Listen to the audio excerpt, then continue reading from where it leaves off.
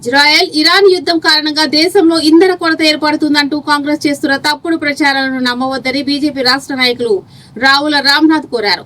గతంలో కేవలం 10 దేశాల నుండి చమురు దిగుమతి చేసుకునేవారని, ప్రధాని మోదీ నాయకత్వంలో ఇప్పుడు 47 దేశాల నుండి దిగుమతులు చేసుకుంటున్నందున నిల్వలకు కొరత లేదని స్పష్టం చేశారు. అలాగే పశ్చిమ బెంగాల్ పర్యటనలో రాష్ట్రపతి ద్రౌపది ముర్మును ఆ రాష్ట్ర ముఖ్యమంత్రి మమతా బెనర్జీ అవమానించడం గిరిజన జాతిని అవమానించడమేనని ఆయన విమర్శించారు.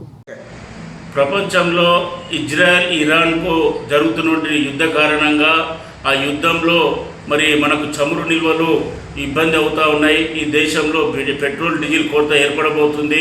ఇలా స్టాక్ ఉన్న వాళ్ళు తెచ్చిపెట్టుకోండి అని చెప్పేసి దేశ ప్రజలను తప్పుదారి పట్టించే విధంగా కాంగ్రెస్ పార్టీ ఇలా దుష్ప్రచారం చేస్తూ ఉన్నది. ఎందుకంటే ఇవాళ ప్రపంచంలో ఎన్ని యుద్ధాలు జరిగినా, ఎన్ని సంవత్సరాలు యుద్ధాలు జరిగినా భారతదేశానికి ఎటువంటి కొరత ఉండదని చెప్పేసి ఇలా బీజేపీ స్పష్టం చేస్తూ ఉన్నది. ఎందుకంటే గతంలో మన్మోహన్ సింగ్ ప్రభుత్వం, కాంగ్రెస్ ప్రభుత్వం హయాంలో కేవలం చమురు ఎగుమతిని 10 దేశాల నుంచి మాత్రమే చేసుకునేది.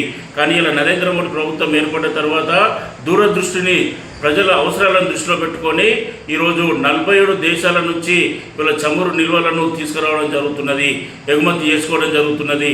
కాబట్టి యుద్ధాలు ఎన్నైనా, ఎన్ని రోజులు జరిగినా భారతదేశంలో డీజిల్, పెట్రోల్ కొరత ఉండదని చెప్పేసి ఇలా నేను స్పష్టం చేస్తూ ఉన్నాను.